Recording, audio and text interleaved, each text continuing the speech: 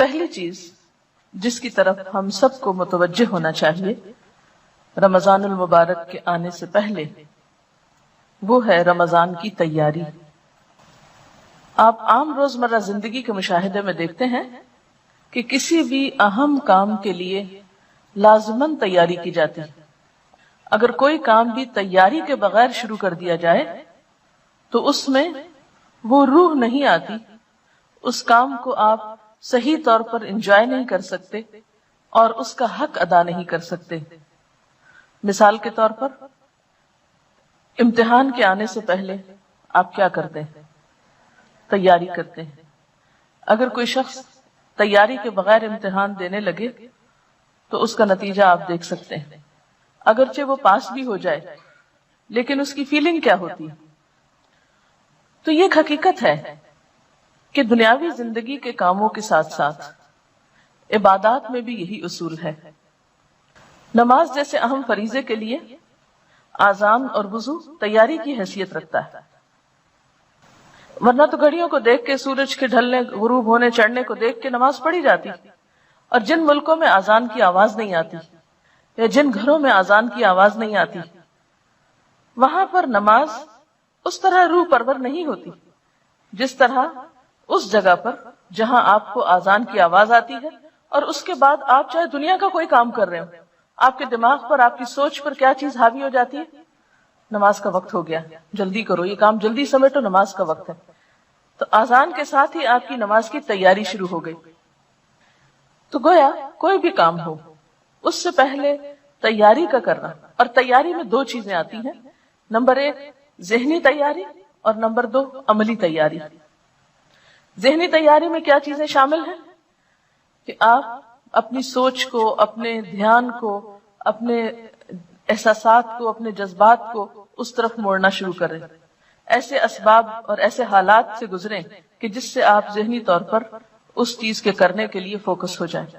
عملی تیاری میں کیا چیز آتی ہے کہ مثلاً آپ کو معلوم ہے کہ رمضان میں آپ کو اتنا راشن چاہیے، جیسے گھریلو خواتین ہیں جو گھر چلاتی ہیں، اتنا راشن چاہیے، یہ چیزیں خریدنا ہے، یا عید پہ کپڑے بنانا ہے، یا اور جو بھی آپ سمجھتے ہیں کہ آپ کو اتنے لوگوں کو روزہ افطار کرانا ہے، یا زکوٰۃ دینا ہے، یا صدقہ خیرات کرنا ہے، یا درس قرآن دینا ہے، یا جو بھی کام آپ رمضان میں کرنے والے ہیں، اگر بیٹھ کر رمضان سے پہلے ان کے بارے میں مذاکرہ کر لیں، ڈسکشنز کر لیں، گفتگو کر لیں، تیاری کر لیں، عملی طور پر آپ بازار جا کر اپنا حساب کتاب کر لیں کہ کتنا خرید و فروخت کرنی، یا منگوا لیں، اگر آپ خود نہیں جاتے تو بھی منگوا کے سب چیزیں کچن کی ایک طرح سے دوبارہ سیٹنگ کر کے ہر چیز سحری افطاری کے اعتبار سے، پھر ٹائم ٹیبل آپ کے پاس میں ہونا چاہیے جس کو دیکھ کے آپ سحری افطاری کے اوقات فالو کرتے ہیں۔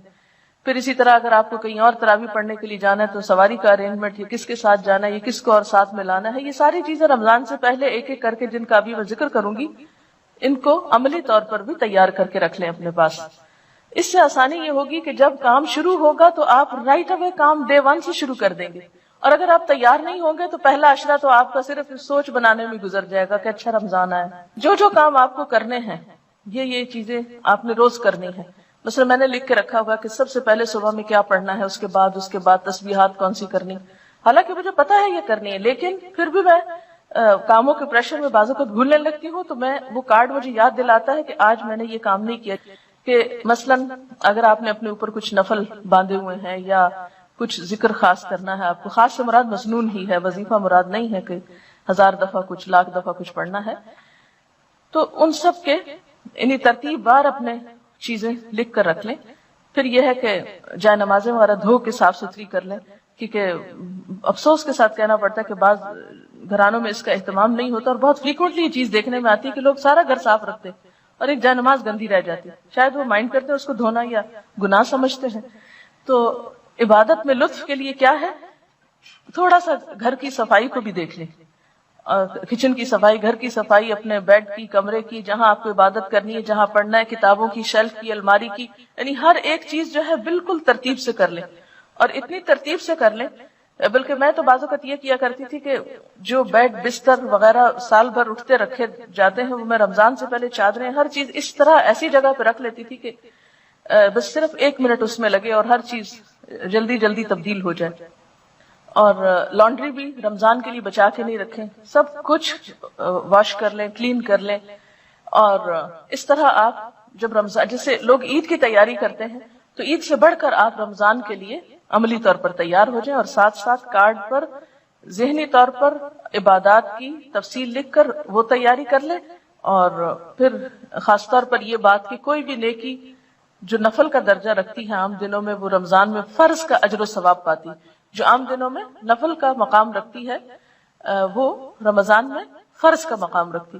پھر اسی طرح فرض جو ہے وہ 70 فرض کے برابر ہو جاتا ہے. پھر اس میں ہمدردی اور غمخواری کا مہینہ ہے، تو ایک دوسرے کے ساتھ آپ ہمدردی اور غمخواری کس طرح کریں. پھر اسی طرح شہر المواسات کے علاوہ خاص طور پر افطار کا جو اجر بتایا گیا ہے، تو اس میں بھی آپ دیکھیے کہ گھر والوں کو بھی آپ افطار کرا سکتے ہیں. افطار پارٹی سے مراد نہیں ہے، اس سے افطار کرانا مراد ہے. کھجور کے ساتھ، پانی کے گھونٹ سے، لسی کے گھونٹ سے، جو بھی اویلیبل ہے. پھر خاص طور پر سرونٹس کے بارے میں حضور صلی اللہ علیہ وسلم نے توجہ دلائی کہ ان کے اوپر ایسا بوجھ نہ ڈالا جائے کہ جو اٹھا نہ سکیں. عام طور پر لوگ آخری وقت میں گرم پراٹھا کھاتے رہتے ہیں اور دوسروں کی سحری کا خیال نہیں رکھتے کہ ان لوگوں کو خود بھی کھانی، یا وہ لوگ بہت ارلی بیچارے کھا کے پھر سارے گھر کو سرو کرتے ہیں. ہم خود سوتے ہیں اور ان کو کام میں لگائے رکھتے ہیں. تو ان چیزوں کا بھی تھوڑا دھیان رکھنا ہے. پھر اسی طرح افطار کے وقت میں بھی ان کی مدد کرنا، ٹیبل لگانے میں، اٹھانے میں، برتن دھلوانے میں، تاکہ وہ بھی نماز پڑھ سکے. دیکھیں وہ نماز کیسی ہے جو آپ خود پڑھ رہے ہیں اور آپ کے گھر کے مسلمان سرونٹس نماز نہیں پڑھ رہے. وہ روزے کیسے ہیں کہ آپ خود روزے رکھ رہے ہیں اور آپ کے گھر کے سرونٹس جو ہیں ان کو روزے کی پرواہی نہیں، پتہ ہی نہیں. اور اگر کئی دفعہ میں نے ایسے لوگوں سے بات چیت کی ہے کہ آپ نے روزہ رکھا، تو کبھی بھی ہم کہاں سے روزہ رکھ سکتے، ہمارے تو کام ہی بہت ہیں. تو اتنا اس وقت افسوس ہوتا ہے کہ کیا یہ نہیں ہو سکتا کہ رمضان میں کچھ کام کم کر لیں. کئی لوگ تو نئے کام شروع کر لیتے ہیں، گھروں کی سفیدی شروع کر دیتے ہیں، پینٹ کرانے لگتے ہیں، فرنیچر بدلوانے لگتے ہیں. وہ کہتے ہیں اور تو کوئی کام نہیں ہے اب، کیونکہ دن کی پارٹیاں کافی پارٹیز ختم ہو جاتی ہیں. تو وہ اس مہینے کو کس طرح لیتے ہیں؟ گھروں کی رینوویشن کے لیے. اور اس میں بے وجہ میں ہم سرونٹس وغیرہ کا کام بڑھا دیتے ہیں. تو اس چیز سے پرہیز کرنے کی ضرورت ہے کہ اس مہینے کو عبادت کا مہینہ سمجھ کے منایا جائے، نہ کہ دنیا داری کرتے ہوئے.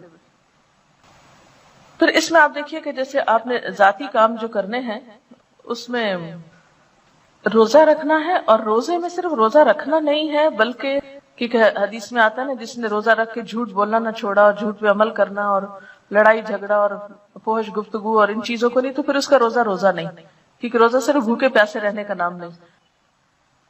پھر اسی طرح نماز کے لیے آپ ایک ٹارگٹ اس رمضان میں رکھ سکتے ہیں. یا آپ یہ رکھ لیں کہ زیادہ نوافل پڑھنے، یا یہ رکھ لیں کہ خاص خشوع و خضوع کا، یا یہ کہ اول وقت، یعنی کوئی ایک ٹارگٹ اپنا رکھ لیں کہ میں اس رمضان میں اول وقت نماز پڑھوں گی، ساری نمازیں اول وقت. اور اس طرح آپ کو کیسے پورا ہوگا؟ الحمدللہ عام دنوں میں فجر آپ کے لیے اول وقت پڑھنا مشکل ہوتی ہے، اٹھتے اٹھتے کچھ دیر ہو جاتی ہے، لیکن رمضان میں تو آپ اٹھے ہوئے ہی ہوں گے. یہ نہیں کہ آپ سحری کے بعد جو لوگ خود کام کرتے ہیں گھر کا، تو وہ کیا کرنا شروع کر دیں، برتن دھونا شروع کر دیں، کچن صاف کرنا شروع کر دیں، اس کو فرش دھونا شروع کر دیں، اور سارے کام کرتے کرتے سویر کر دیں، اور جب تھوڑی دیر رہ جائے سورج نکلنے کو تو جلدی جلدی نماز پڑھ لیں. یہ نہیں کرنا، طویل نماز پڑھیں. کیونکہ فجر کی نماز جو ہے آپ صلی اللہ علیہ وسلم کی سب نمازوں سے زیادہ طویل ہوتی تھی. تو اس کو مسنون طریقے سے پڑھنے کے لیے آپ کو کیا کرنا ہوگا؟ آپ اندھیرے میں شروع کرتے تھے اور تھوڑی تھوڑی روشنی ہو جاتی تھی جب ختم کرتے تھے. ہم لوگوں نے کتنی دفعہ زندگی میں مسنون نماز فجر کی پڑھی. تو یہ رمضان کا موقع اگر آ رہا ہے تو کوشش کریں کہ اس میں اس سنت پر عمل ہو جائے. تو ساری نمازوں کو اول وقت میں، یعنی یہ جو عبادات ہے رمضان میں ذاتی عبادات، اس میں روزے کو، حقیقی روزہ، نماز کو، اول وقت کی نماز اور خشوع و خضوع. پھر اسی طرح نوافل میں جو جو چیزیں آپ کر سکتے ہوں، اور اس میں خاص طور پر قیام اللیل یعنی جو تراویح کی نماز ہے اس کا اہتمام، کیونکہ ایک نفل جو ہے اس فرض کے برابر ہے. عام دنوں میں فرضوں میں کوئی کمی کوتاہی ہوئی تو انشاءاللہ تعالیٰ وہ اس کی کمی کو پورا کرنے کا سبب بنے گا. اس لیے تراویح کو بہت شوق کے ساتھ، کیونکہ اس میں مغفرت کا وعدہ بھی ہے کہ جو رمضان میں قیام شوق و ذوق کے ساتھ کرے گا وہ اس کے گناہ معاف کر دیے جائیں گے. پھر اسی طرح قرآن پاک کی تلاوت، قرآن پاک کی فجر کے وقت تلاوت جو ہے، یعنی نماز کے بعد جو آپ تلاوت کریں، اس تلاوت کو لاؤڈلی کرنے کی عادت ڈالیں. آپ دیکھیں گے کہ آپ کی زبان کی لکنت اور آپ کی زبان کی وہ جو ہے رکاوٹ وہ دور ہوگی اس سے انشاءاللہ. پھر اسی طرح یہ جو صبح شام کی دعائیں ہیں خاص طور پر ان کو پڑھنے کی عادت ڈالیں، اور ان کو آپ زبانی یاد کرنے کی بھی کوشش کریں اور روزانہ ان کو پڑھیں بھی.